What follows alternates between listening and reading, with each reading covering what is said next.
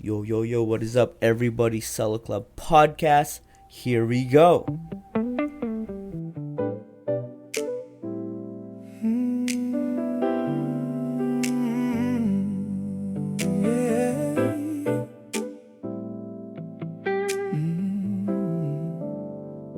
What is up, everybody? What is up, Anna? How Hey, y'all Ken. doing today? Doing so good. It is like a nice rainy day where I am. Oh, rainy. Yeah, but like It's cozy rainy. okay. Not like tornado. Okay, yeah. Cause didn't like you guys got like strong winds, something like that? Or maybe Oh, it yeah. was just We did. We had some pretty bad storms in the last week or so. So it's cool. Yesterday it was like 60s, so it was like really nice. It was actually kind of chilly with the wind. But beyond the weather, I hope y'all are doing great, because this topic that we're gonna be bringing up today will be something. I call it a reality check, or some people would call it, the sports people call it, halftime report. Yes. So this is where the reporters come in and ask the coaches, how did your team do, and what are the adjustments that you guys might make? And everybody would say, I think we're great, but we could do better. That's what every coach says. Right. That's it's but today we're not gonna have a canned statement. We're gonna have a more logical evaluation on how our year has went so far. That was a tongue twister. How our year went so far. How So- your year has gone so far. Has gone so far. So There you go. halftime Untwist report. Halftime report. We're asking ourselves, are we winning, right? And like you hear us say, winning is just not all about the numbers, because we're gonna be talking about things that are not measurable by numbers, but also measurable by how we feel. Like we said, what if success was a feeling, not a number? So that plays into this conversation today. Yes. How are you feeling about this topic today, Anna? I mean, I love a good old-fashioned reality check. I think it's always, well, what we're going for is a feeling. Mm-hmm. Like evaluating progress is not best done on feelings alone. Correct. So I Yeah. think it's a good kind of blend of those things. Yep. And I'm looking forward to it because I haven't really come up for air to check on these things. Right. And this is just a great time of year to do it. I think there have been times in the past where in the slower sales times of the summer, I'm looking at these numbers out of panic. Okay. Yeah. Like, oh my gosh, what's going on? Also, like, maybe how bad is it? And it's not Yeah. really like that this time. Okay. So, And do you think that this year, you've created a lot more either realistic goal or more kind of like, how like the start of the year we have so many things that we want to do. right. And then year over year we realized that it's not possible to do all those in a year. Yeah, like, so it's how was not- your year's expectation started this year?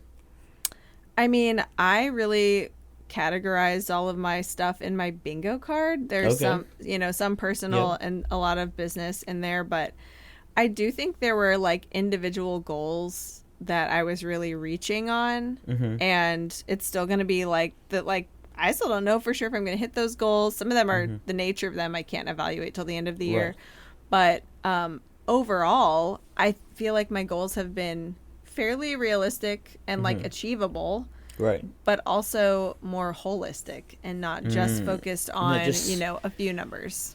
Yeah, because that's true. Because a lot of times we compartmentalize everything, and not everything that we compartmentalize actually add up to the holistic goal that we actually have, right? 'Cause, Right.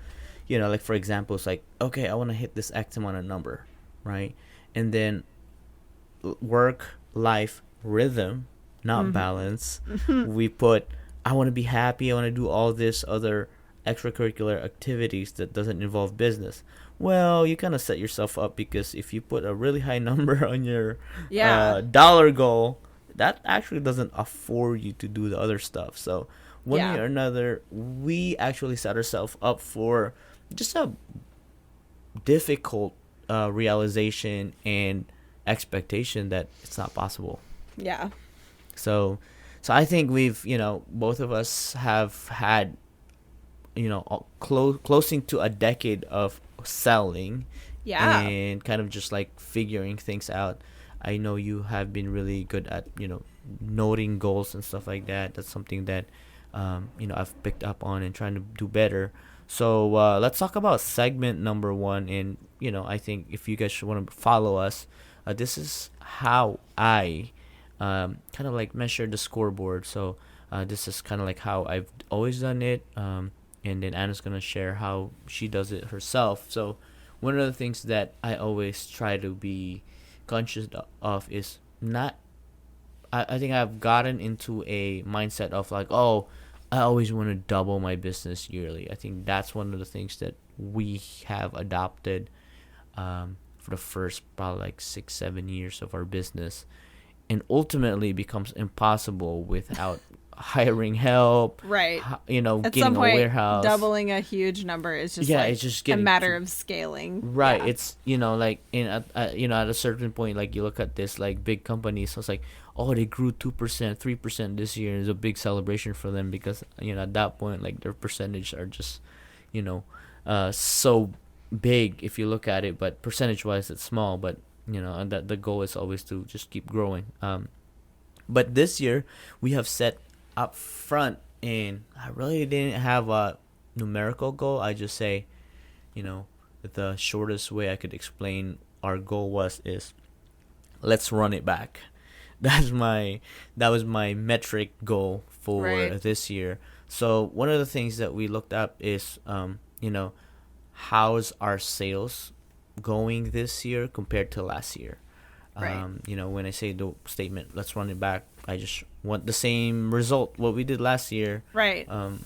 But also, again, that statement was kind of like, deceiving, because this year, beyond the numbers, I really didn't want to work as hard as last year. Yeah, like so, can we do it again, but like with less less, like more streamlined? Hours. Yeah. So far, this year, first half evaluation, we are 11% down compared to the exact same period last year. I don't know how I feel about it. I'm not disappointed. I'm not happy. I would just say, man, I hate this. I'm in the middle. I don't like that. That's because you like extremes. And you're like, nothing about this is extreme. Yeah, I would say, right? Would you agree? Like 15% swing in business is just the basic. I think it's not drastic. Would you agree? 15% swing, under 15. Yeah, I don't think it's super drastic. So it's kind of like hard to like conclude anything from. Right. It's like, that's okay, true. like that's kind of just the margin of error, right? Right, because it's like, the next month can fix it. Next month we'll be backing, kind of like that's how we say it, right? Like our last 30 days, eBay gives us that percentage of change. Oh, we're in the green, we're in the red. And the one thing that I hate the most is be at like red 4%, green 7%. I'm just like, and then it changes daily or weekly. Like, okay, that's not really helpful. Yeah, so that's where we're at. Red 11% down compared to the prior period. But one of the things that we've noticed in, I've said it, that we want to be more, we want to sell more clothing. It's funny that I say that now, because the margins in clothing are better. So our ASP has gone down 20%, but our quantity of solds has gone up 12%. Yeah, so that makes sense. Yeah, so we're just moving a lot more volume, a lot more packages, but also at the same time, man, putting stuff on a poly bag is way faster than putting it in a box. I know. So that's one of the things that, and then hauling them to the post office, golly. So we dropped off, I think 69 packages yesterday, and 4 bags were boxes, and 3 bags were poly bags. I feel like your new nickname should be Polly. Polly, Polly, Polly bag can. Have you seen that kids show Roly Oly Polly? No. No, okay.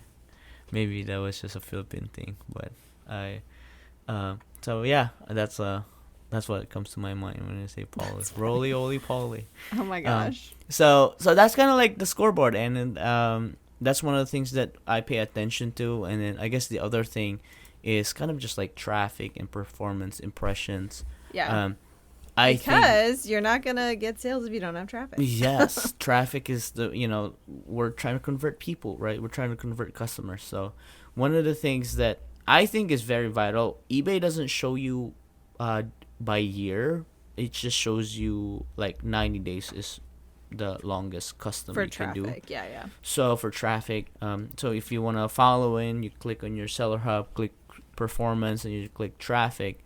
And this is one of the things that I think is very vital during the year, during this part of the year, on how you're gonna go into the summer slowdown, the the dog days of summer, because a lot of times if you don't source as often as you want, or you can't source as often as you can, by this time of the year, the cream of the crop have been bought already. The ones that you have that are desirable, your store kind of like dwindles down to maybe the least desirable items. So this is kind of like what I pay attention to, because like if you have desirable products, your traffic should be continuing to grow. Right. Again, and maybe some of that is also seasonal, right? Like if yes, you're not stocking for every season. Like for example, right? Like we love selling jackets, but if all I have are jackets, this would be the worst time of the year. It's gonna hit you. Yeah, it's gonna hit you hard, right? Like obviously jackets are high ASP, boots are high ASP, winter clothing are high ASP, and then you go to tank tops and shorts. It's funny because like I'm selling tank tops for like $13-$14 plus shipping. Yeah. And, it's like, like I wanna like hit 1,000 a day. I was like, man, that's a lot of tank tops. So many tank tops. Yeah, so that's fair. So that is the challenge. But so where we stand in the last 90 days on impression, we are 14% down compared to the prior 90 days. Obviously, it's Q2 versus Q1, right? Q1's always been stronger, but I'm not mad, because Q1 is basically Q5, our best quarter, and Q2 is hanging up there. To be only 14% down, yeah, that's pretty good. Right, so, from Q5, yeah. From Q5, right? So, and what I've noticed is our sales conversion is better this time of the quarter compared to last quarter. So interesting. We are 3% up. That means this boy is accepting offers. Yeah. This guy's a lot more reasonable during summer, heading to summertime. So right. That's kind of like that evaluation of my scoreboard. So your turn, Anna. Nice. Well, do you want to hear my scoreboard, or do you want to hear what I've been measuring? Oh, whatever you want. How you measure your stuff. Well, I mean, I'm looking at my scoreboard metrics because you were talking about yours, so I'll just share mine really quick. But basically, my total sales for this half of the year compared to this half of last year are down 15%. Which honestly, that 15% like margin of error, like I don't really think that's terrible when I consider that I've been selling on other platforms for basically all of Q2 at this point. My total sales are actually up quite a bit. So that's good. And this is only my eBay metrics. So that's kind of a weird new thing for me to be looking. That's also another reason I'm so glad that I track all my own stuff on my own spreadsheet, because like I can look at that and see, okay, well, my total sales across all platforms, of my store, of my inventory is up like 20% over last year. That's good. Yeah. So a lot of the gains you think came from cross-listing? 100%. Like it's very clear in the numbers. And then looking at my traffic, your other scoreboard metric here, the last 90 days, which is really just Q2, my impressions are down, which this shouldn't be surprising either, because I've been selling way more on other platforms too, but they're down like 50%. Okay, wow. over Q1 when I wasn't listing anywhere else. Right. But And, here's the thing yeah. too. One of the things about cross listing, and when you're selling stuff on different platform, you are taking stuff away from eBay because That's they right. sold. So that, even if it was a hot item on eBay, it will still keep bringing traffic. Right. But because it's sold on a different platform, now that hot item's gone. Is gone faster. Yeah. It was hot enough to buy on faster on a another different platform. Yeah. But also, during that whole I had a big effort in the middle of basically this first half of the year to do a physical inventory check and to get basically my goal was 1,000 items on Poshmark and 1,000 items on Depop and a handful of curated items on Etsy. And so that's what I've done. And while I was spending my time on those more or less administrative kind of tasks, I wasn't doing my normal sell similar. So there was also probably a month and a half or so where majority of my listings on eBay were stale. Okay. And I have rectified that now, but that hasn't had time to shake out in the numbers yet. Right. So I'm sure that my traffic also suffered from that. And maybe that's honestly part of the discrepancy of my overall sales versus my overall my impressions are way down and my sales are only down a little bit. Yeah. Makes sense. Yeah. So anyway, I think that stuff is really helpful to look at, just to even just kind of a reality check, like you're saying, how does this year feel compared to last year, or how does it feel like it's going? But for me, that is different than the way that I actually set goals. So when I'm kind of looking at that, I've been able to knock a few things off of my bingo card. And I do think that many of the things I'm happy that I've already completed on my bingo card are things that I did during half one that are setting me up for success in half two. And they're things that I don't have to repeat, like the inventory check. I did that. I also set up a photo station at my shop.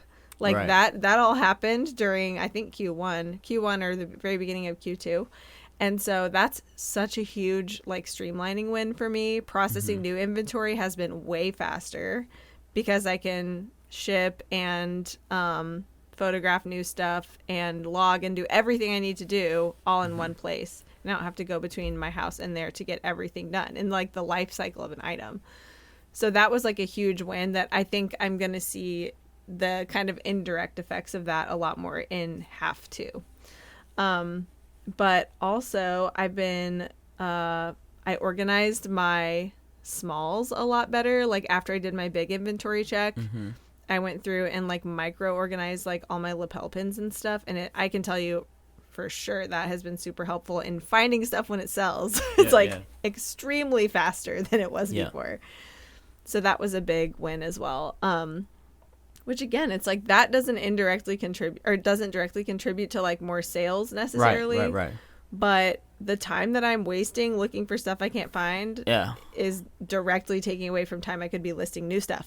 Right. So, technically, it's still stealing from something. Completely does impact it for sure. Yeah, it doesn't directly correlate it right off the rip, but if you're busy looking for stuff, then you're not busy listing. You're not busy listing, taking photos and stuff. Right.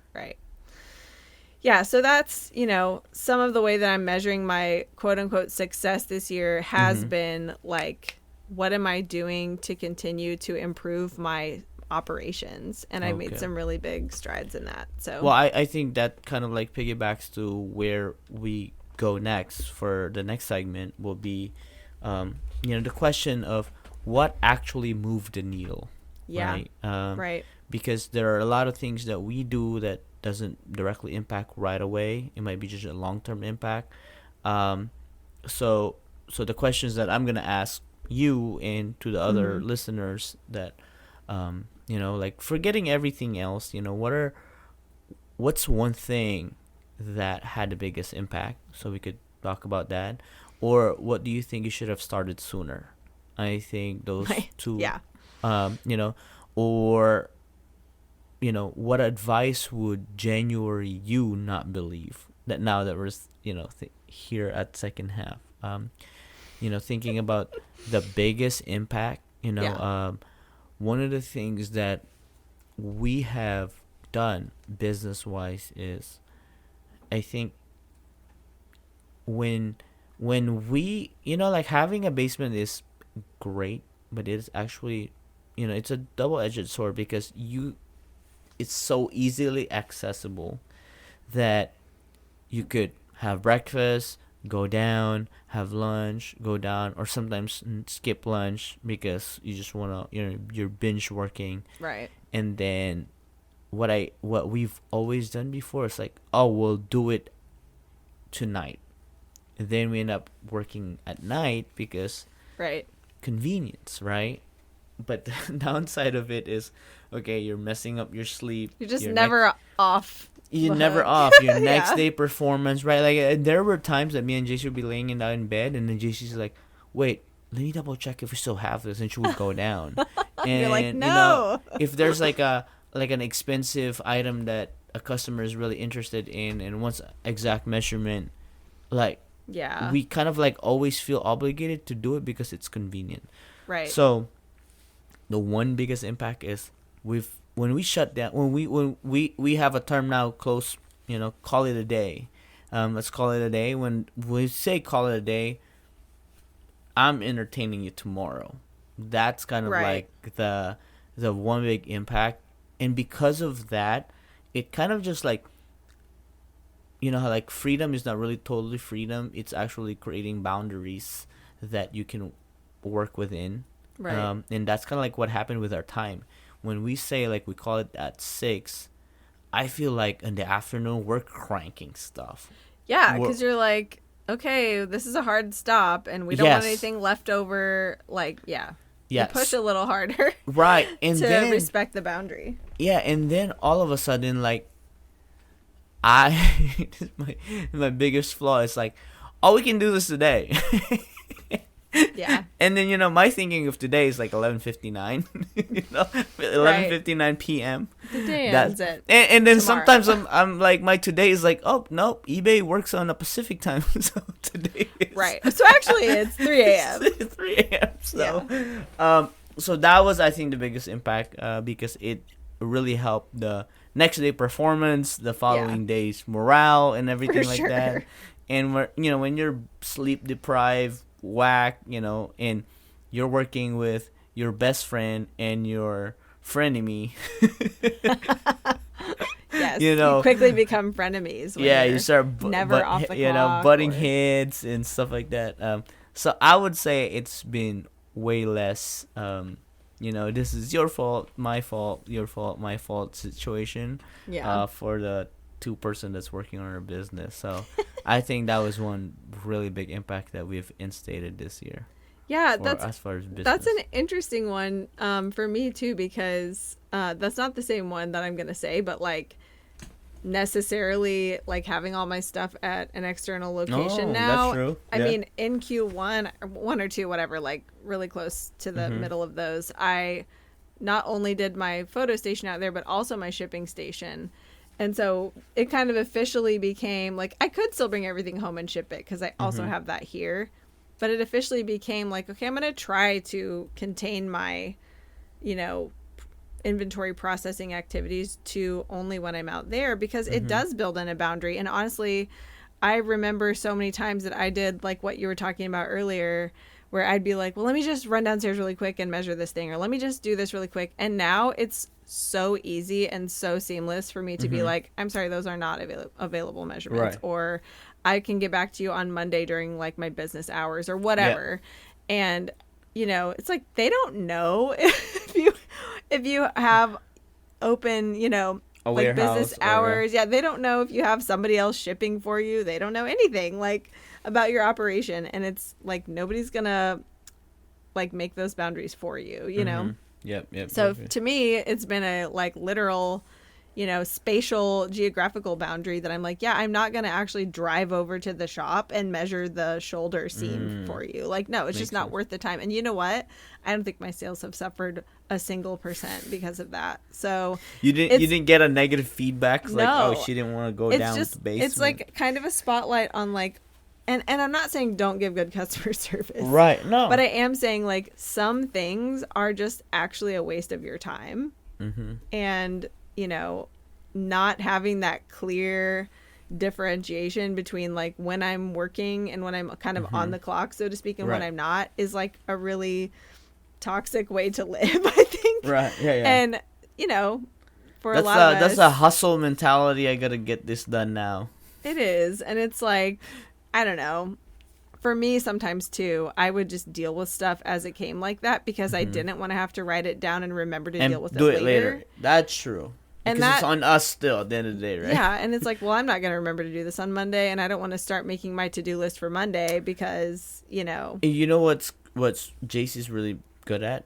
What? She sets alarm for those things. Oh, yeah. And she just puts it the next day, and right. then she gets it. And then when the next alarm hits, and it's on a work, hours, she gets it done. So then she can be like, oh, I'm already down here. Let me stop and do this. Yeah, that's smart.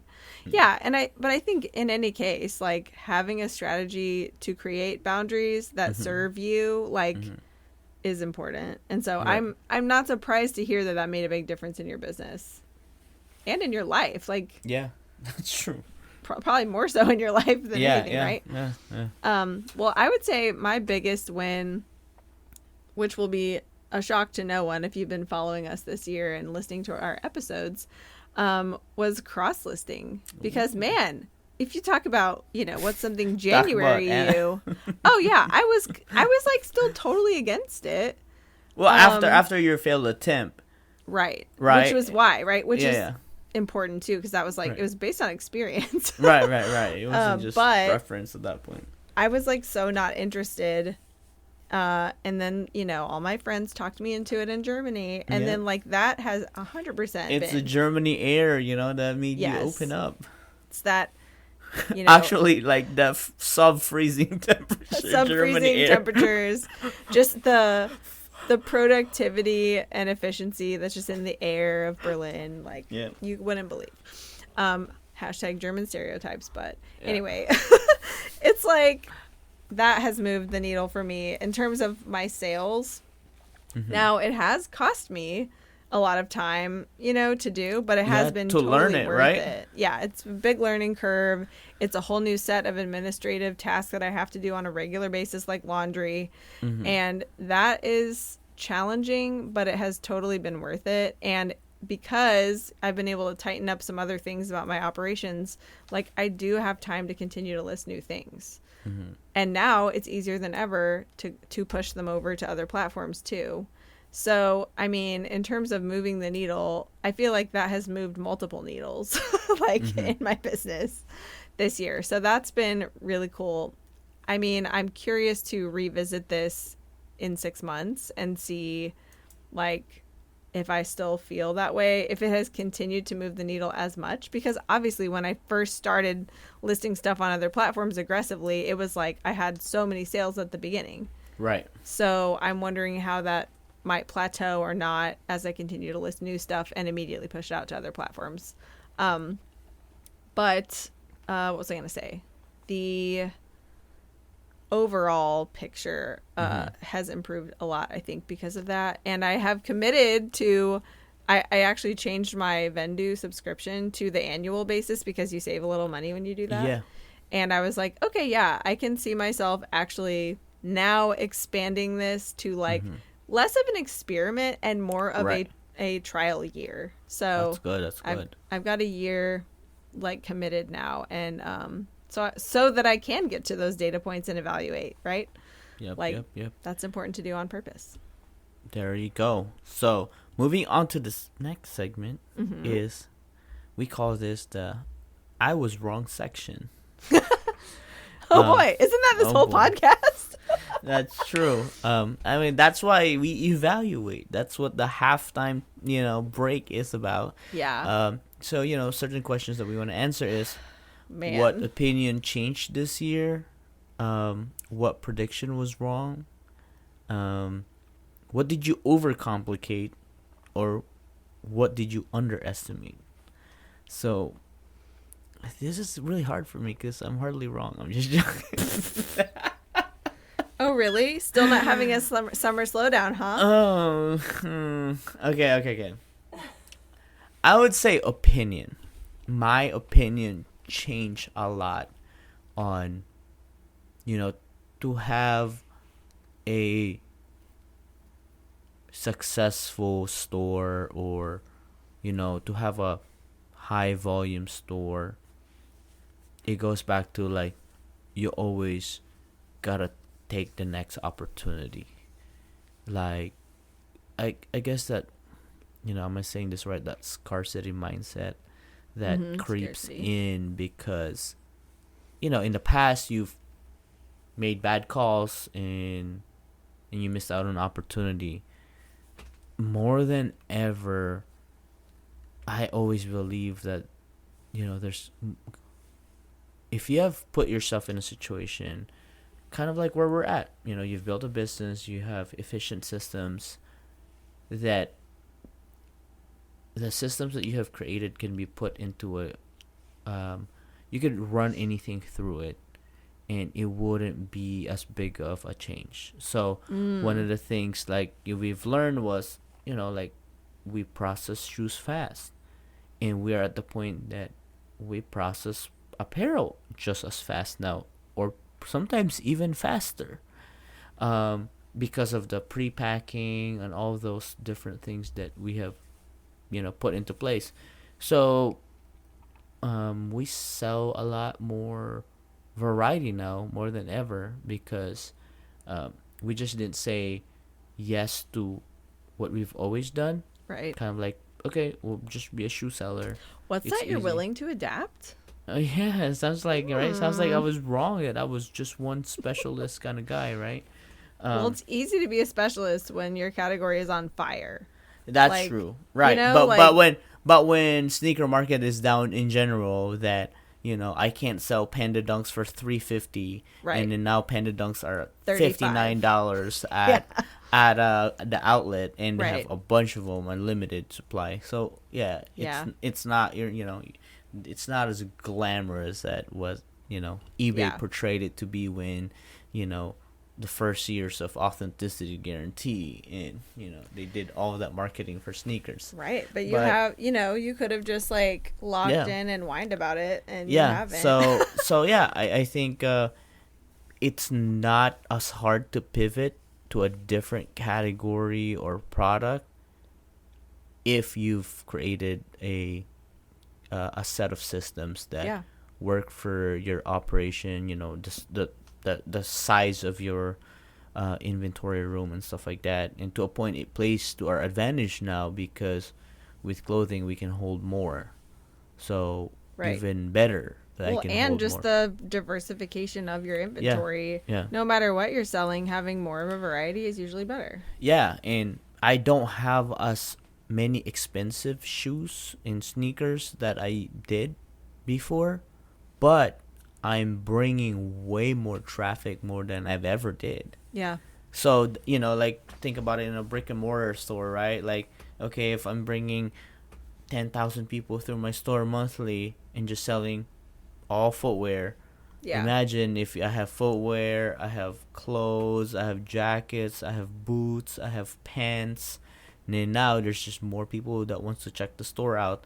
That could vice versa, right? Like they went in to look at the shorts and they like a shoe. And if they went and look at the shoe, they like a short. So that's kind of like I guess the opinion that I've had about just having a specific, more of a niche. Yeah, too niche of a mindset. Like I guess with where the economy is at and the sneaker market is at, it would have hurt us so much if we didn't adapt. So I was wrong. Interesting. Y'all can clip that. Y'all can clip that. I was just gonna say, can we clip that? Can you clip that and send it to me? Great. Yeah. Just make it a GIF. Put my face in there. I'm not afraid to say when I'm wrong, but I do think like some of these feel like personal attacks. Specifically, what did you overcomplicate and what did you underestimate? Those are my couple of my toxic traits, I think, as a business owner. I would like to blame ADHD for that, but so yeah, the things that come to mind really are, honestly, this first one is something that I think I overcomplicated in the past. And I'm now having a corrective experience, not overcomplicating it. Okay. But that would be how I'm running my consignment. So That's true. I have some actual consignment clients again, just a couple, and that's one thing that is better about it this time around is that I don't have a bunch. I just have a couple. It's like very specific. The value of the items is high. So that is good. Like so far I'm tentatively like happy with how that's going. But also at the same time getting those clients like up and running, I super underestimated kind of how much time it would take me to get around to their inventory. Partly because these opportunities just they come along when they come along, and I was kind of like right in the middle of my big inventory check, feeling the pressure like I need to make sure that I'm actually still making some time to list some new stuff that's just my own stuff that I already had, and then also I kind of added another layer of pressure of like, well, now this consignment client is like waiting for me to get the stuff listed. And that was, I really underestimated that. And they haven't been like upset about it or anything. And it is kind of all done now, but I feel like I put myself in a little bit of a pressure cooker that was totally unnecessary. Right. So, because you could have pushed it a month later. Yeah. Or something like that. And right? I mean, like just I timing. didn't even make like a really stringent commitment like I will have all of the stuff listed by X. What I did do with my client, just in case this works for anybody else doing consignment, is that this time around, I never did this in the past, but this time around in my contract with him, it was like 1 year after these things have been listed, you can decide, do you want this stuff back, or is it mine to keep? Like I can donate it or keep it. Do whatever you want with it. Yeah, or give it back to you, basically. Yeah. And so really that's just for my own sanity, to not be like straggling on forever. Yeah, don't be a storage unit for right. Yeah, crap that's not gonna sell. Yeah. Right. And also that really actually, I didn't realize it was going to do this, but it actually lit a fire once I started photographing his items. I'm like, okay, let me just do all of it, because then the clock starts. Yeah, like I wasn't going to start that clock until the last thing was listed. So I don't want to give away several weeks of free exposure. Storage. Right? It's like storage, no, right? Like no, I need to stick to my actual plan, and that makes sense. So I got it all listed really fast. Both ways. Yeah. Once I got to it, I like really knocked it out, and I know for a fact that a big motivator for me was that I want to have a really clean start of the clock. So yeah, so that underestimation kind of worked in my favor in a way.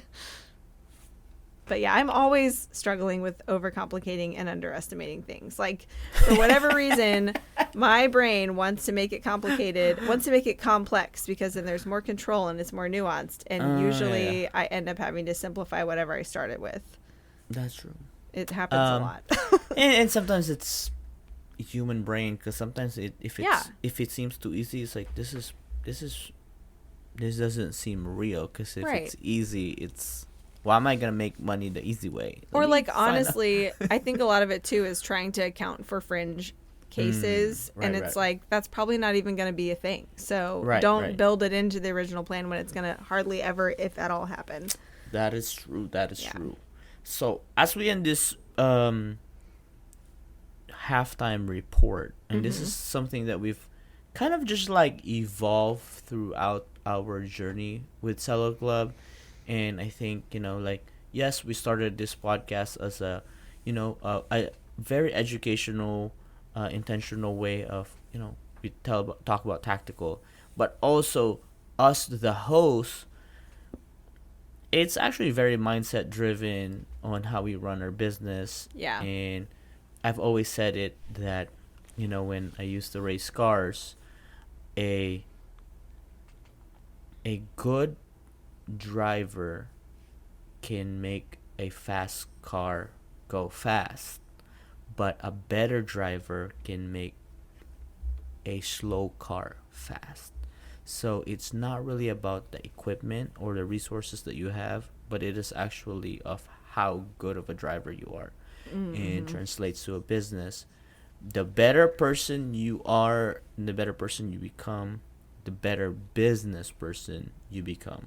Right. And it doesn't matter what kind of inventory we sell, but if we become better business people, we have better business decisions that we can create. For sure. And So- therefore, you're building a better business. I mean, this goes Right. back to what we were talking about earlier with setting Yeah. boundaries. It's Yeah. like if you're just not taking care of yourself and building yourself up and like giving yourself a break, Right. then how good are you going to be at running the business? Like, Right. you're going to be run down. Like, how are Run you going to down. be able to do Yep. that? You know, Exactly. you got to take So- care of yourself. Yeah, so a lot of people think about it as like business versus life, and I don't think that's a thing. I think it's business and life, right? Because if it's versus, then they're gonna be fighting for attention, for time.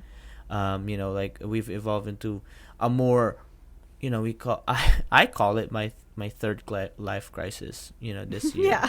And it's just kind of like being able to question more, like the rhythm of how we run our lives and the Yeah. seasons in our lives.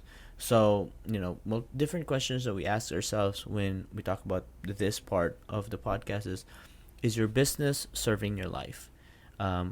Has what you created and what you've wanted allowing you to live the life that you want to live? Did you miss anything important because of work or business? That's really the one thing that I don't want to be asked and Yeah, it's have to answer something you'd for. have regrets about. Yeah. Yeah, and I'm just like, for what? Because I went sourcing and added X amount of number to my store. And that's just, whether you run a business or you work, right? Like, I've been put into a situation like where, like, okay, I'm hitting overtime already, but it's somebody important in your life's birthday party that night where you could log 4 hours or you could clock out and spend time with them. And I've always been really like, I guess the harsh B was like, no, I'll spend time on them when I'm not on my double When it's pay on scenario. when it's on my terms. Like, yeah. Yeah, so, and that's just, that's just selfish in a way. If it's some acquaintance that you just want to be cool to be there, like, no, it's not worth it. But if it's somebody important that you care for in your life, you go be there. Yeah. So, I think that's one of the things, that we talk about. One question we ask, are you proud of the person you become outside of business? Because a lot of times, we interact with a lot of people that really don't know what we do in real life. Yeah. Which is, sometimes we just become so cliquey and we just hang out with reseller people. Right. Because Or we're just talking shop with them and we never get around to any of the other stuff. Right. Yeah. And I think that's one of the things that I've been more conscious of, because the downside and the downfall of being an entrepreneur and being all in 100% time doing business is you somewhat lose your identity outside of your business. Right. And when and then you attach it to the business. When the business is not doing good, that means you're not a good person. That is a Slippery slope. slippery slope, and you don't Yeah. want to be there, Right. So one of the things that, like, I'm very proud to be doing outside of business is, like, we've really put our health into our priority. I think that's one of the things that this year I think, this is like our third year journey, but this year we've beyond working out, we've watched what we eat. We started, being more conscious about our diet, and I think it's paying off. So as we stand currently, I am the lightest I've ever been since reselling, Wow. and strongest I've ever been since reselling. That's awesome. So I think that's a great feat to either correct and reverse what reselling has ruined for my health. Yeah.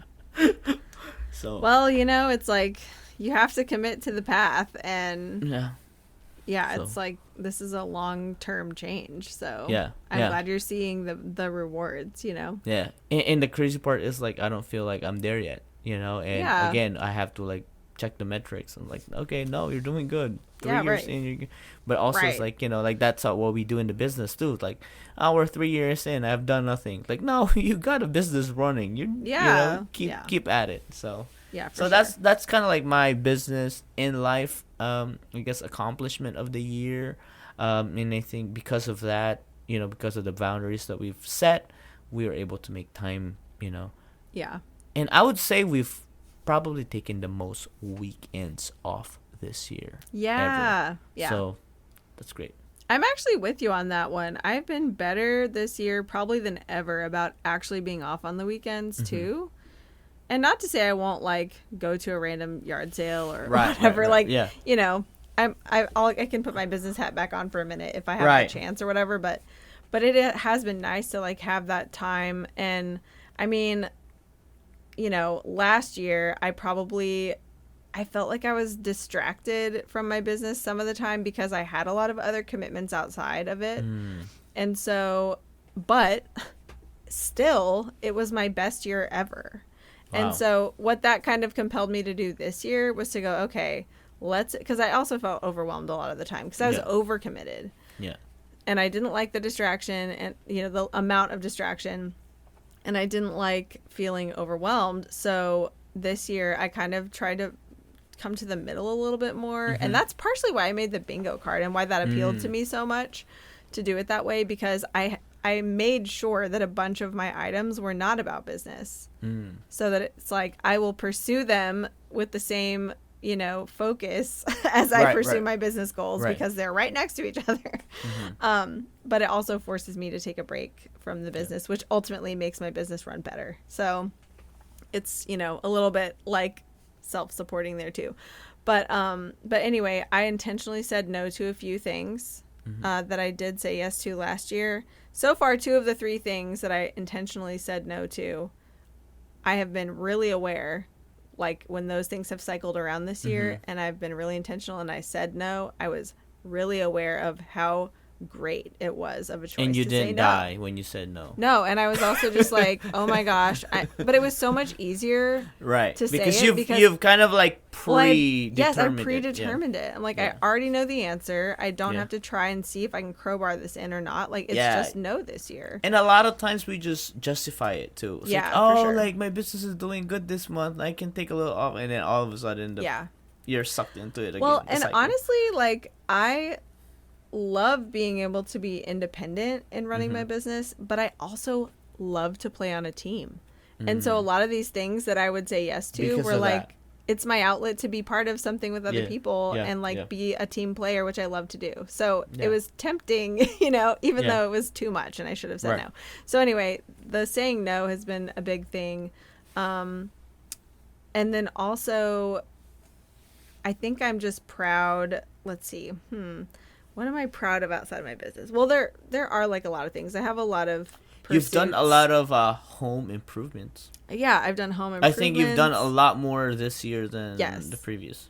I have, which has been really satisfying. But also, like, again, like you were saying about your business and your identity kind of melding together. Like, I think that's kind of inescapable to some extent. Right. But it can go, like, too far, right? But anyway, I'm sure it has gone too far for me at times. And being able to, again, like do these other things that make an impact on other people around me or help out in some way or part of a community, and really ultimately are just things that I can do that are not about me is really helpful for perspective on all of it, right? Some selfless acts here and there. Yeah, and like I love to volunteer for stuff. I can go overboard with that too, Yeah. Just in terms of like time management. But just like a funny example, this past weekend, I do a lot with the Historical Society in my community. I'm actually an officer of it now, and I got involved with that because of how obsessed I am with researching my cool old house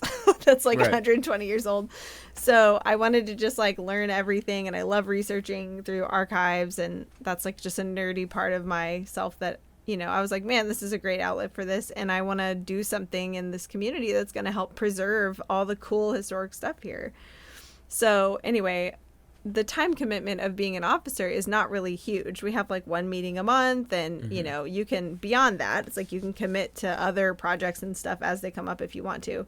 But one of the things I got to do this past weekend was walk in a parade with like the Historical Society and like carry a banner about a big event that we're doing like in the fall. And that was just so funny. It was a surreal moment for me to be like, I'm literally walking in a parade right now. Like, yeah.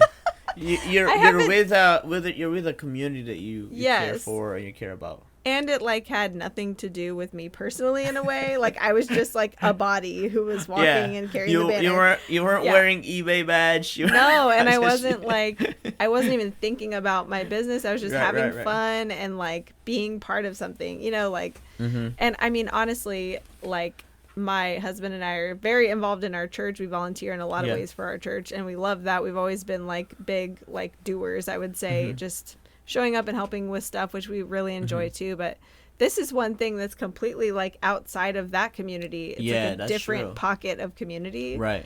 That's been really fun to develop too. So it's also just like, I don't know, like I know both of us, something we have in common, Ken, is that we can get like really, I won't say obsessed, but just we'll call it, for lack of a better term, obsessive. We're obsessive, right? About whatever we're passionate about. We're like going for it 135%. But for me, like that still applies. Like I still love running my business. Yes, I really honestly can't see not doing it. Like I love it. But also, and I really enjoy it for the most part. Right. But also, like I have so many interests. Like, that's true. I consider myself to be a multi-passionate person. That's like a actual term. And it's not about like I think the obsessiveness of it. Yeah. Without boundaries, that's when you, and this is how I've always seen myself. Like if I'm into one thing, I just drop the ball on everything. Yes, you're like so focused on it. Right. And to a point that, you know, like JC's like, yo, babe, like you got to call here, you got to schedule this. Oh, you actually got to be there. You got to be there. Right. And you know, like it just, I have a great partner that helps me, but also like that can't be the crutch that I have to lean on for, you know, for the rest of my life. But I think setting parameters of time, it's like, okay, I have this scheduled block. And I think one of the things that I've done really well this year was actually utilizing my Google Calendar. And I've been able to say no to certain things because it's blocked for something else. Because it's right in front of you. Yes. And I know you've been really good at that, writing it down, and you always refer to it. Yes. And I think that's been the point of reference on things. And even like blocking, you know, like this weekend, like we're going to go somewhere. I don't know where, but it's blocked. Right. You know, like. So nothing's going to push it out of the way. And vice versa. It helps me. It's like, okay, we got this time section off. We got to plan for it, and we got to do something about it. Right. And most of those time is non-business blocks. Yeah. Right. So I think that's one of the things that, you know, I think we have to be aware of, because. Totally. Again, like you said, passion is good, but, you know, without boundaries, it could go overboard that other areas in our lives get affected. Definitely. Yeah, it's been a game changer for me too, to like block off time to like rest or have no plans. That's true. Rest is big. It's like hilarious because it's like you're planning to have no plans, but when the way that you strategically accomplish everything else in your life is planning it, then plan it. Yeah, that's true. Right, because like if you know you have a heavy day the next day, then don't stack it. You know, don't stack it with something really late night the day, you know, like it's like if you have to go to work the next day, if you have to go to class, you don't party the night before. Or you do, and you pay the price. Yes, and you know, poor performance. Yeah. So yeah, I think that's kind of like how we've kind of like, you know, want to walk through with you guys as far as talking about our first half evaluation. Take a little time to evaluate. Yeah, I think, you know, we highly encourage you guys, as you guys are listening to this, take this full week, you know, block section of a time where you just shut off everything and you just evaluate things that you truly care about in your life this year, and ask yourself, like, have I, you know, did I put my money where my mouth is as far as betting on things that truly you care for, or putting time aside, And like, even when it costs you money. this is the midway point. So if you're not satisfied with how you prioritize things, you have plenty of time to try to change it more. Yeah, like course correct it. Yeah, keep correcting, and shaping your behavior until it's where you want it to be. And before we go, we want to just thank our sponsor of this podcast, Solo Ledger. Get your books straight and try them out. No credit card required for your first month, and it definitely has helped us. So tax time is not a panic for us anymore. So we will see you in the next episode, and peace. Bye. Rain came down, coffee brewed, halfway through and changing views. Chasing numbers used to be everything we thought we'd need. Now we're asking different things. Not just dollars, not just dreams. Are we living what we say, or just busy every day? Sometimes winning looks different now. Maybe growing up is slowing down. Business and life, not business versus life. Learning how to close the door and still love what we're fighting for. One more day, one more chance, one more chance, one more season to advance. Not just building stores and sales, building stories that prevail. Call it a day and let it wait. Tomorrow's still another page. Sleep a little, laugh some more. Don't bring work through every door. Cross list dreams and simplify. Learn some things we got wrong in life. Funny how the years reveal what's important and what's real. Fast cars don't make better drivers, and more inventory don't define us. Take care of yourself, protect your peace, become the person your business needs. Business and life, not business versus life. Stronger now than years before, still becoming something more.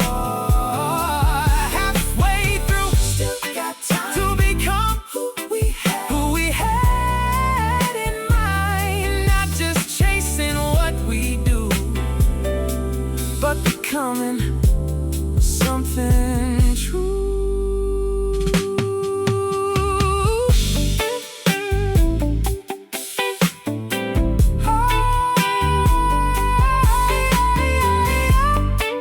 Halfway home, still got time.